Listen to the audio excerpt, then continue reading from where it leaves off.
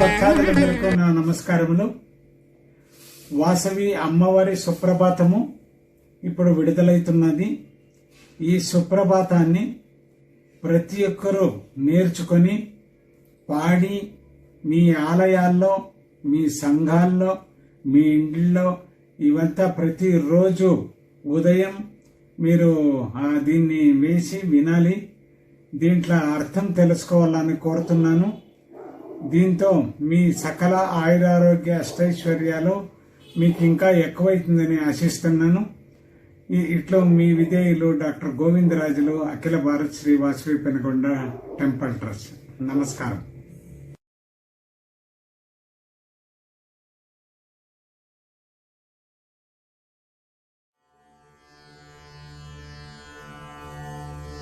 श्रीमद्वासवी कन्याम्बे प्राचीं प्राप्नोति भानुमान् उत्तिष्ठ करुणामूर्ते कर्तव्यं लोकरक्षणम् उत्तिष्ठ देवेशी उत्तिष्ठ परमेश्वरी उत्तिष्ठ जगतां धात्री त्रैलोक्यं मङ्गलं कुरु बिन्दु प्रदेश निरतोज्ज्वल चित्कलाङ्गे इन्दु प्रभा मधुरसोल्लसतन्तरङ्गे श्रेयो निरामय जय प्रिय शान्तशीले श्रीज्येष्ठ शैल निलये तव सुप्रभातम् सुप्रभातमभिलाण्डनायिके सुरमुख्य मौळिमणिदीप्त पादुके विशवं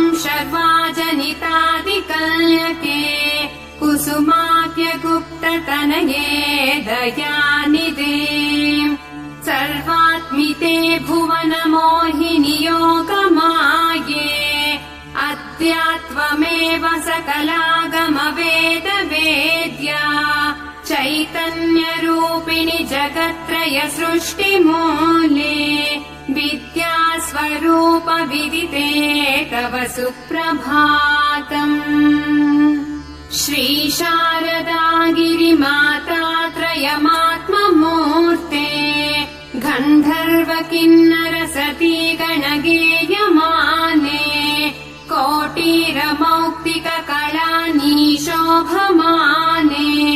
श्रीज्येष्ठ शैल निलये तव सुप्रभातम् समृज्य गाढतिमिरायितवांशुजालम् म्लास प्रभाप्युडुवशीर्ण सुमानि प्राची मुक्ताभिरालिकतिमङ्गलरङ्गवल्ली श्रीज्येष्ठ शैल निलये तव सुप्रभातम् उत्पुल्ल मञ्जूदळ चम्पकपूगजाजी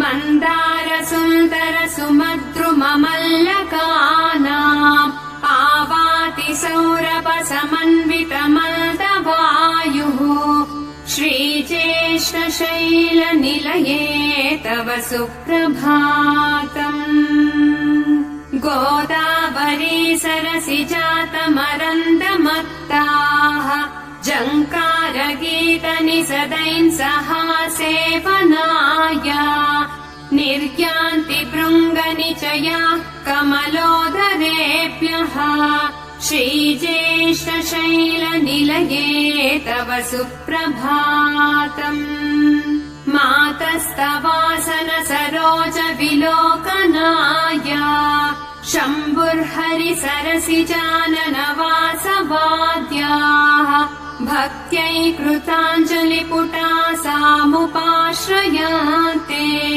श्रीज्येष्ठ शैल निलये तव सुप्रभातम् ईशस्वराट दहान काल जलापाश्च वायुर्दनापति नैभुति मुख्य देवाः तत्पादधूलिबर शीर्षकरा नमन्ति श्रीज्येष्ठ शैल निलये तव सुप्रभातम् सूर्यं शुक्रबुध वाक्पति भौमसादि स्वर्भानु केतु महनीय ग्रह प्रधानाः तिष्ठन्ति तत्पदसरोरुह पूजनार्थम् श्रीज्येष्ठशैलनिलये तव सुप्रभातम् वाचस्पतिर्वदति वासुरशुद्धिमाराते